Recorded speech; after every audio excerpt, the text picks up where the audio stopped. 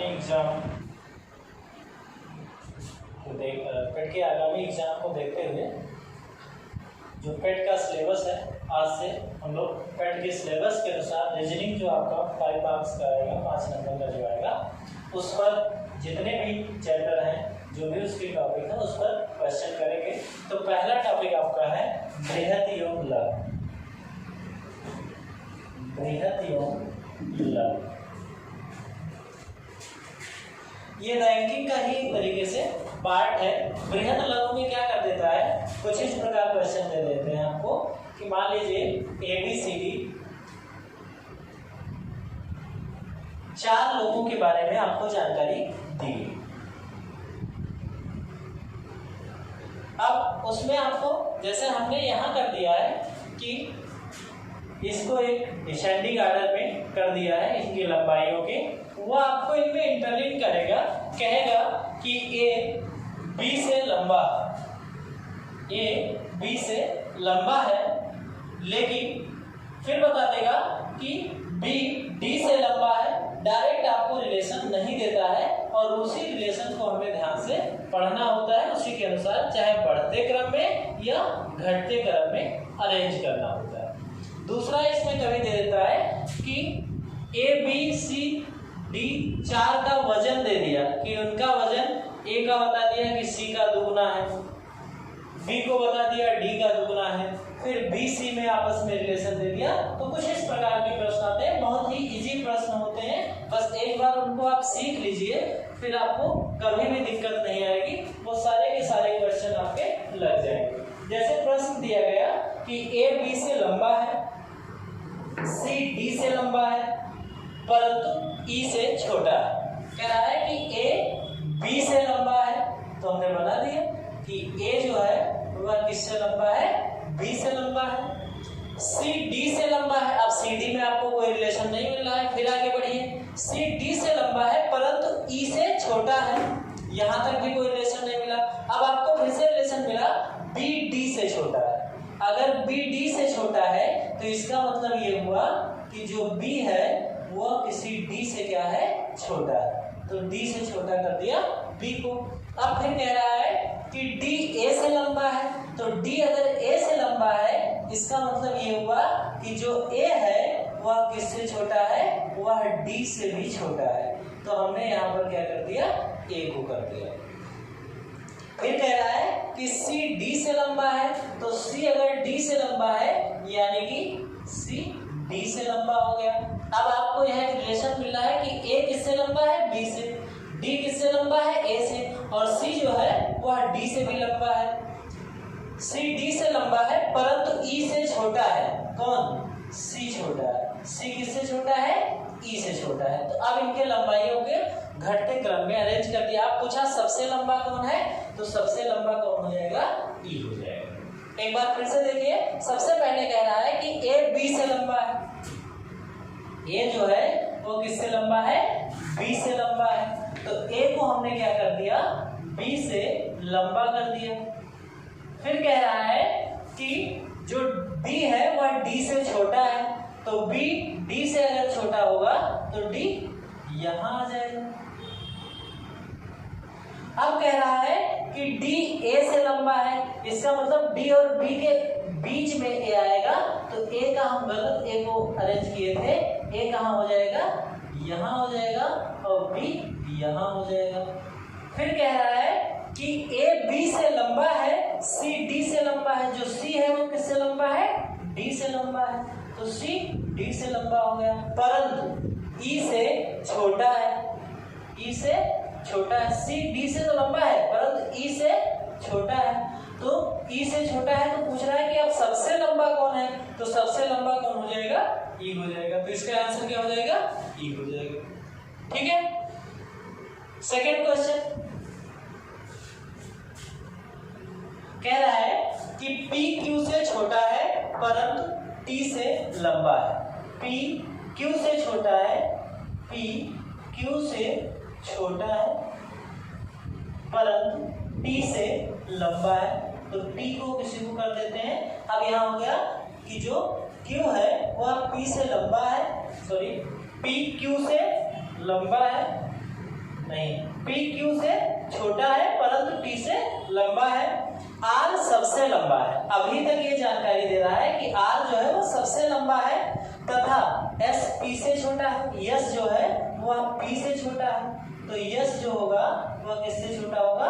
P से छोटा होगा, परंतु सबसे छोटा नहीं है। तो इसका मतलब T चूंकि P से छोटा बताया है तो P को हम क्या कर देंगे? T से S से भी छोटा कर देंगे। अब कह रहा है कि जो R है वह सबसे लंबा है। एक बार फिर स्टेटमेंट को पढ़ते हैं कि P Q से छोटा है। P जो है वो किससे छोटा है? Q से छोटा है, परंतु T से लंबा है। P जो है वो T से क्या है? लंबा है, तो T से लंबा है। R सबसे लंबा है तो R सबसे लंबा हो गया। S P से छोटा है, S जो है वो P से छोटा है, लेकिन एक बात और कह रहा है कि सबसे छोटा नहीं है, तो सबसे छोटा अगर नहीं होगा यानी कि T सबसे छोटा होगा। अब कह रहा है कि ऊंचाई के घटते हुए क्रम में अंतिम से दूसरा। अब यहाँ आप देखिए कि यह क्या है? सबसे ज्यादा ऊंचाई वाला, फिर उससे कम ऊंचाई वाला, फिर उससे कम ऊंचाई वाला। तो ये ऊंचाई का घटता क्रम है और पूछा है कि ऊंचाई के घटते क्रम में अंत से दूसरा कौन होगा? तो अंत से दूसरा कौन हो जाएगा? S हो जाएगा। तीसरा क्वेश्चन देखिए। तीसरे क्वेश्चन में बोल रहा है कि अमन, रोहित, सुरेश, दानिश तथा आलोक को भार के घटते हुए क्रम में व्यवस्थित किया गया है। अमन ऊपर से तीसरा है। अमन जो है वह ऊपर से किस नंबर पे है? पहले नंबर पे कोई व्यक्ति है, दूसरे नंबर पे है, अमन का तीसरा नंबर है ऊपर से। फिर कहा जा रहा है कि आलोक, दानिश तथा अमन के मध्य में है। आलोक, दानिश तथा अमन के मध्य में है। तो हम ये दिमाग ये लगा सकते हैं कि दानिश यहाँ हो सकता है, लेकिन आगे स्टेटमेंट में स्पष्ट कर दिया है कि दानिश यहाँ नहीं हो सकता है। इसका मतलब कि और लोग हैं ये जो इनके क्रम में कहीं इनको व्यवस्थित किया गया है। टोटल 5 लोग हैं, अमन, रोहित, सुरेश, दानिश तथा आलोक। तो अमन और दानिश के बीच में, अमन और दानिश के बीच में किसको बताया है? कह रहा है अमन और दानिश के बीच में आलोक है। तो आलोक किसके बीच हो गया? अमन और दानिश के बीच हो गया। जबकि दानिश सबसे ऊपर नहीं है तो कोई बात नहीं, दानिश यहाँ हो गया।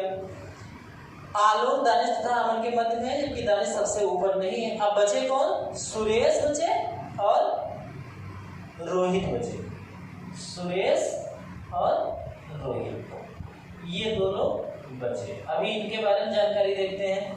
अमन, रोहित, सुरेश, दानिश तथा आलोक को भार के घटते हुए क्रम में लगाया गया है। अमन ऊपर से तीसरा है, अमन ऊपर से तीसरा हो गया। आलोक अमन और दानिश के मध्य में है, जबकि दानिश सबसे ऊपर नहीं हो सकता है। अब पूछ लिया कि सबसे ऊपर कौन है, तो यहाँ पर ऐसा भी हो सकता है कि सुरेश ऊपर रहे, रोहित नीचे रहे, या ऐसा भी हो सकता है कि रोहित ऊपर रहे, सुरेश नीचे रहे। यहाँ से हम स्पष्ट जानकारी नहीं बता सकते हैं, यहाँ स्पष्ट जानकारी नहीं दी गई है। क्योंकि 2 व्यक्ति छूटे हुए हैं तो कोई भी ऊपर हो सकता है, कोई भी नीचे हो सकता है। तो यहाँ ऑप्शन दिया अमन, रोहित, सुरेश। अब यहाँ हम अगर रोहित को ऑप्शन कर देते हैं तो सुरेश गलत हो जाएगा, सुरेश को ऑप्शन कर देते हैं तो रोहित गलत हो जाएगा। इसलिए इसका ऑप्शन होगा डी कि ज्ञात नहीं किया जा सकता। जब तक स्पष्ट डेटा आपके पास नहीं है तो आप क्या कह देंगे? ज्ञात नहीं किया जा सकता।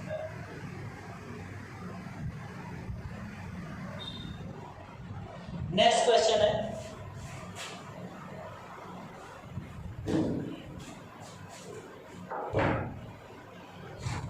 छह बैटरियों को एक के ऊपर एक रखा गया है, जंबो पिक के ठीक ऊपर है। इसका एक नाम दिया गया है कि जो 6 बैटरियां हैं टोटल,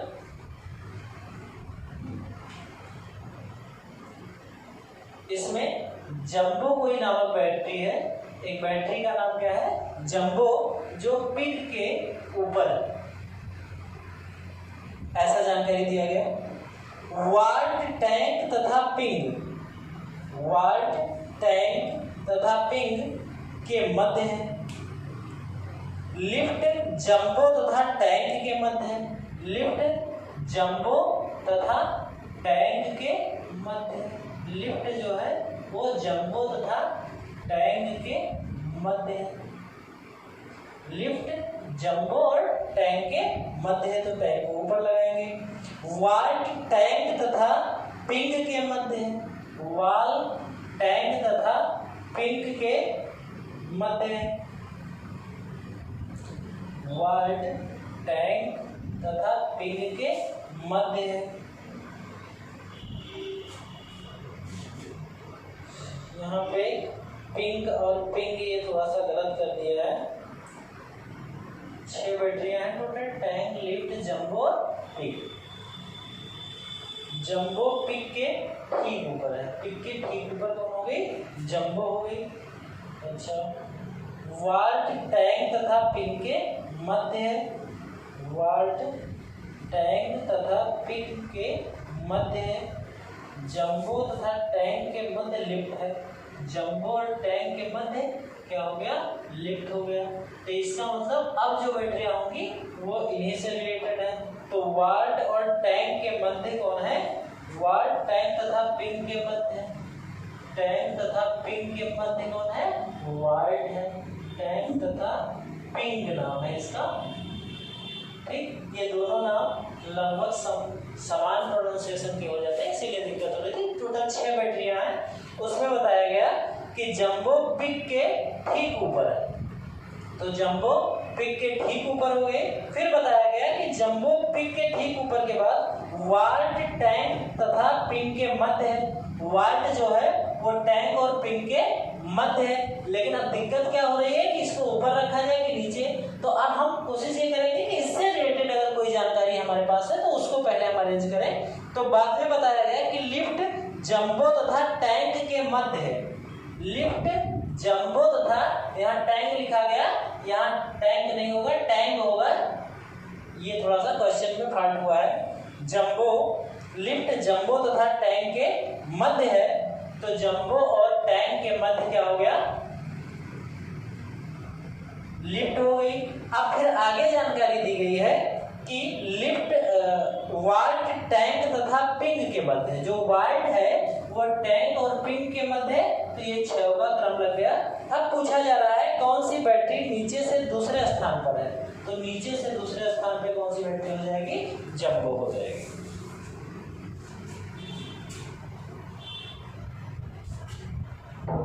अगली जानकारी दी गई है कि ABCDE 5 पुस्तकें एक दूसरे के ऊपर रखी हैं।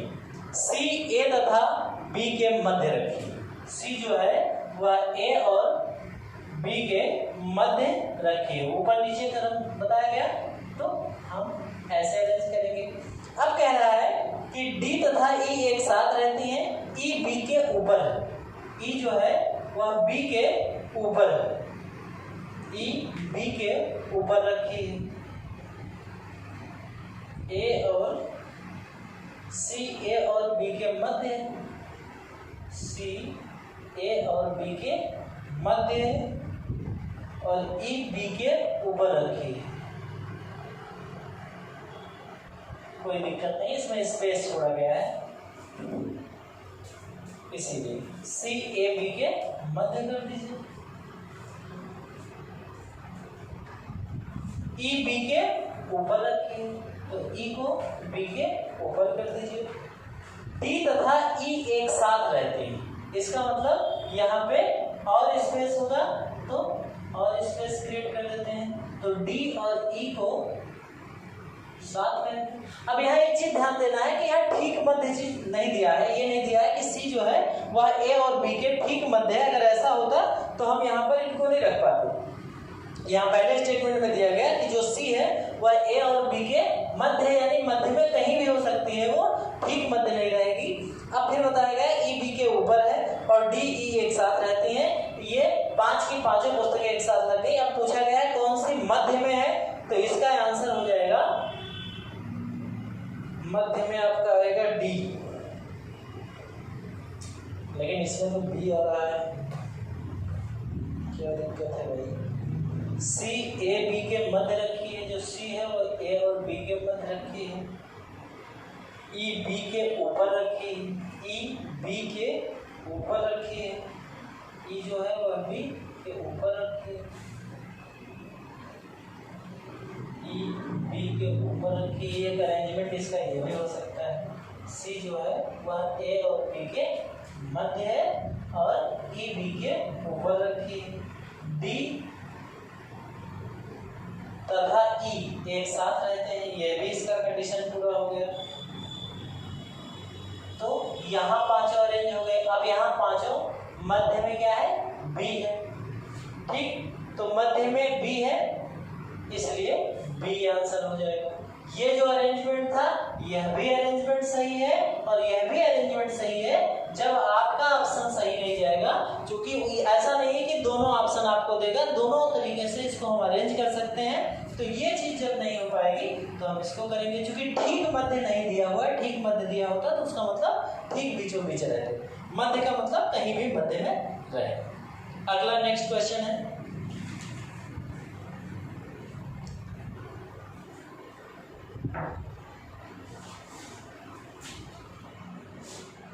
निम्नलिखित जानकारी को सावधानी पूर्वक पढ़ें और नीचे दिए गए 3 प्रश्नों के उत्तर दें। गोविंद आशीष से छोटा है, तो कोई आशीष है और गोविंद जो है वो उससे छोटा है। यहाँ स्पेस अगर आप पहले से क्रिएट कर देते हैं तो उससे फायदा क्या होता है आपको कि बीच में अगर किसी को शिफ्ट करना है तो आपको इरेज नहीं करना पड़ता है। तो गोविंद आशीष से छोटा है किंतु कमल से लंबा है। गोविंद आशीष से तो छोटा है लेकिन कमल से क्या है, ये लंबा है, यानी कमल इससे क्या होगा, छोटा होगा। नरेन कमल से छोटा है, कोई व्यक्ति नरेन है वो किससे छोटा है, कमल से छोटा है। जयंत नरेन से लंबा है, जयंत नरेन से लंबा है, आशीष जयंत से लंबा है, जयंत नरेन से लंबा है। जयंत जो है वो कोई व्यक्ति है और जो किससे लंबा है, नरेन से लंबा है। ये जयंत हो गया, ये नरेन से लंबा हो गया। आशीष जयंत से लंबा है, जाहिर सी बात है लंबा रहेगा। अब कह रहा है कि सबसे लंबा कौन है, तो यहाँ सबसे लंबा कौन दिख रहा है, आशीष, तो यहाँ से आंसर हो जाएगा आशीष सबसे लंबा है। ये क्यों कंफ्यूज करने का कि जयंत नरेन से लंबा है और आशीष जयंत से लंबा है, कि आशीष क्या है, सबसे बड़ा है, उससे कोई मतलब ही नहीं। यहाँ पर सबसे बड़ा कौन हो जाएगा, लंबा कौन हो जाएगा, आशीष हो जाएगा। नेक्स्ट क्वेश्चन, इसमें सबसे छोटा कौन है, तो सबसे छोटा नरेन हो जाएगा, अभी डायग्राम में बनाया गया था। अगला क्वेश्चन है, देखिए ये बढ़िया क्वेश्चन है। किसी स्टोर में 5 वस्तुएं ए बी सी डी की कीमत अलग अलग है। सी का न्यूनतम मूल्य जो है वो कितना है, 100 रुपए है। ए सी से सस्ती है, ए जो होगी वह सी से क्या होगी, सस्ती होगी। इधर सस्ता वाला रखते हैं, इधर महंगा वाला रखते हैं, लेकिन बी से महंगी है। ए जो है वो सी से सस्ती है लेकिन बी से महंगी है। मान लेते हैं कि सी क्या है, 90 रुपए का और बी क्या है, 80 रुपए वाली चीज है। तो ए जो होगा वो सी तो सस्ता, ए जो है वो सी से तो सस्ता है लेकिन बी से क्या है, ये महंगा। ठीक, यही कंडीशन दे भी रहा है। ई सी से महंगा है, ई जो है वह सी से महंगा है। अगला कोई चीज है जो सी से भी महंगा है, मान लिया कि कितने का है, 110 रुपए का है। ई सी से महंगा है लेकिन डी से क्या है, सस्ता है। डी से सस्ता है ई, तो डी यानी कि 120 रुपए का होगा। यहाँ पर आप कोई प्राइस माने या ऐसे लंबा खींचते जाएंगे उससे कोई फर्क पड़ने वाला नहीं, वो आंसर आपका आएगा। अब कह रहा है तो बताइए कौन सा उत्पाद सबसे महंगा है, तो सबसे महंगा यहाँ कौन आ रहा है, डी। यहाँ हम इसको 50 भी मानते, सी का ब्रांड वैल्यू दिया था, सी की एग्जैक्ट कितना, सी 100 दिया है कि सी 100 रुपए का है। इसको 80 भी मान लेते, इसको 70 भी मान लेते, इसको हम 120 मान लेते। तो अब ये चूंकि इससे महंगा था इसको 130 मानना पड़ता है, 140 मानना पड़ता है। तो हर स्थिति में सबसे महंगा अगर आएगा तो यही आएगा, वैल्यू से कोई फर्क पड़ने वाला नहीं। नेक्स्ट क्वेश्चन,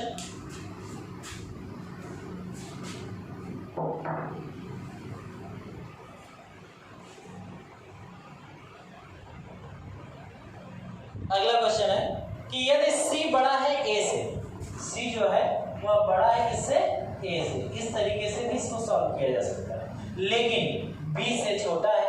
C बड़ा है A से लेकिन B से छोटा है, यानी B किससे बड़ा है? C से बड़ा है। C बड़ा है A से लेकिन B से छोटा है, तो B बड़ा होगा C से, इसका मतलब ये तो हुआ इनडायरेक्ट। अब कह रहा है कि तथा C बड़ा है A से लेकिन B से छोटा है तथा D से छोटा है। C बड़ा है A से लेकिन B से छोटा है तथा D से छोटा है, यानी B और D दोनों से छोटा है कौन? C। ठीक है, कोई दिक्कत नहीं। E से लेकिन E से D छोटा है E से, सॉरी D छोटा है E से, D जो है वो छोटा है E से, तो यानी कि E बड़ा होगा।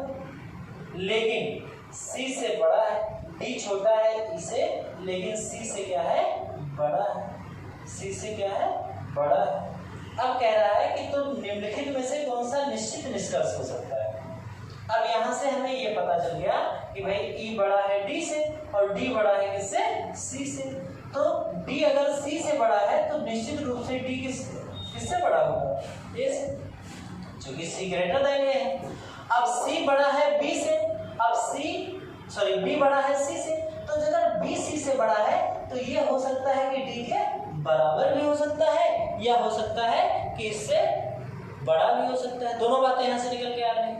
अगर B बड़ा है C से और D बड़ा है C से, तो ऐसा भी हो सकता है कि ये दोनों बराबर हो सकते हैं या बड़े हो सकते हैं। अब कह रहा है E सबसे बड़ा है, यहाँ से ये निष्कर्ष निकाला जा सकता है। बिल्कुल निश्चित कहाँ निष्कर्ष निकाल सकते हैं, क्योंकि आपको भी यहाँ पर इक्वलिटी मिल गई, इसलिए आप निश्चित निष्कर्ष नहीं निकाल सकते हैं। B सबसे बड़ा है, यह भी नहीं कर सकते हो। D बड़ा है B से, D B से बड़ा है, यह भी निश्चित रूप से कहा नहीं जा सकता, क्योंकि यहाँ पे आपका एक रिलेशन ऑलरेडी एग्जिस्ट कर रहा है कि B is greater than C और D is greater than C।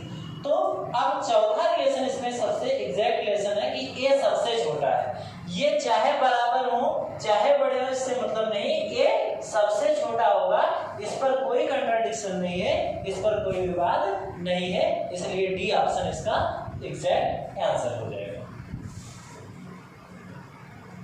Next question,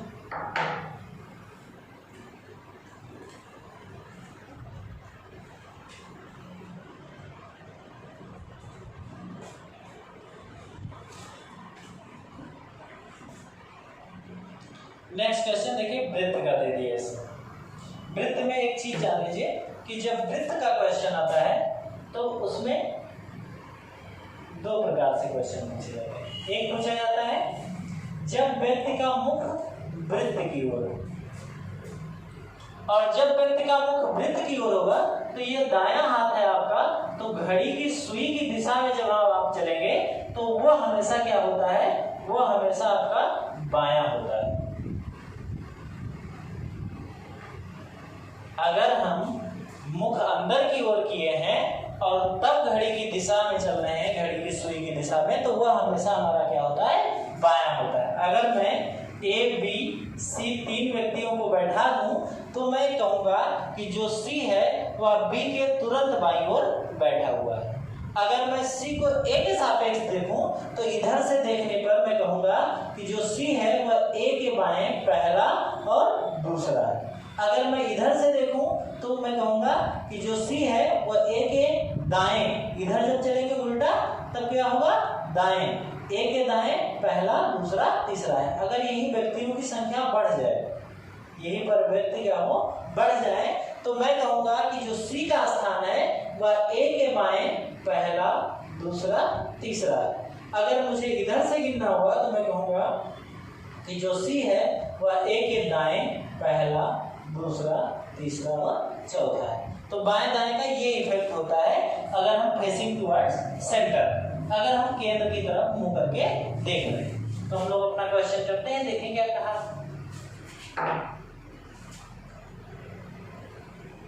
एक प्रश्न दिया कि विनय, विनोद, विकास, वासु, वैभव, वरुण, विशाल एक वृत्त में केंद्र की ओर मुंह करके बैठे हैं। ये दे रहा है 2 2 4 2 6 एक 7 लोगों की जानकारी। तो हम पहले 7 लोगों का स्थान बना लेते हैं। 2 3 4 5 6 और 7। अब हमको जानकारी दे रहा है कि वासु विकास के दाएं से तीसरा है। वासु जो है वह विकास के दाएं से तीसरा, कहीं से भी बैठा सकते हो, कोई दिक्कत नहीं। एक जानकारी आपको रिस्क लेनी पड़ेगी। वासु विकास के दाएं पहला, दूसरा और तीसरा। क्योंकि सब लोग यहाँ अंदर की ओर मुंह किए हैं, कोई दिक्कत नहीं। वरुण विनय के बाएं से दूसरा है। अभी वरुण विनय का कोई जानकारी नहीं है। अच्छा, वरुण विनय, वैभव विनय के दाएं से दूसरा है। यह भी अभी कोई जानकारी नहीं। अब यहाँ पर एक नेगेटिव जानकारी है, सबसे पहले हम उसको अरेंज करेंगे। वैभव विनोद के दाएं से तीसरा है और वरुण का निकटतम पड़ोसी नहीं है। वैभव जो है वो विनोद के दाएं तीसरा है। तो विनोद के दाएं अगर तीसरा हम करेंगे तो विनोद के दाएं, अगर विनोद को यहाँ बैठा दें तो पहला, दूसरा, तीसरा। विनोद के दाएं क्या हो गया? तीसरा हो गया। कौन? वैभव। विनोद के दाएं तीसरा है और वरुण का निकटतम पड़ोसी नहीं है। विनोद के दाएं तीसरा है वैभव और निकटतम पड़ोसी नहीं है। अब कह रहा है कि जो वरुण है वह विनय के बाएं से दूसरा और विशाल के दाएं से तीसरा है। वरुण विनय के दाएं से दूसरा, विनय के बाएं से दूसरा। वरुण जो है वह विनय के बाएं से दूसरा। तो वैभव को अगर हम यहाँ बैठा दें, वैभव को यहाँ बैठा दें तो वैभव विनोद के दाएं तीसरा यहाँ हो जाएगा। इससे कोई फायदा मिलेगा? मिलेगा। विनोद के दाएं तीसरा हो गया, पड़ोसी नहीं है। किसका पड़ोसी नहीं है? ये वरुण का निकटतम पड़ोसी नहीं है, कोई दिक्कत नहीं। वरुण विनय के बाएं से दूसरा। वरुण जो है वह विनय के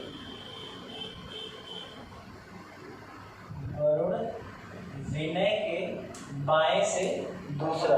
वरुण विनय के बाएं से दूसरा तथा विशाल के दाएं से दूसरा। अब वरुण जो बैठा है वह विशाल के दाएं से दूसरा और विनय के बाएं से दूसरा है। 1 2। अब बैठ गए, सब लोग अरेंज हो गए। अब कह रहा है कि विनोद के दाएं से दूसरा कौन है? विनोद के दाएं दूसरा कौन है? तो विनोद के दाएं पहला विनय और दूसरा विकास। तो विनोद के दाएं से दूसरा कौन है? विकास है। डी ऑप्शन हो जाएगा। वरुण के बाएं से तीसरा कौन है? वरुण के बाएं पहला वासु है, दूसरा विकास है, विशाल है सॉरी, और वरुण के बाएं से तीसरा तो कौन हो जाएगा? वैभव हो जाएगा। तो इसका आंसर क्या हो जाएगा? वैभव हो जाएगा। तीसरा क्वेश्चन है विकास के तुरंत दाएं कौन है? तो विकास के तुरंत दाएं यहाँ कौन है? वैभव। ठीक, तो पहले हम बड़ी जानकारियों को रखते हैं, फिर कोशिश करते हैं कि जो नेगेटिव जानकारी हो उसको सबसे पहले अरेंज करेंगे। उससे फायदा क्या होता है कि कहीं भी, जैसे यहाँ वैभव को बैठा दिया तो हमें ये पता है कि यहाँ पर वैभव के निकटतम जो वरुण है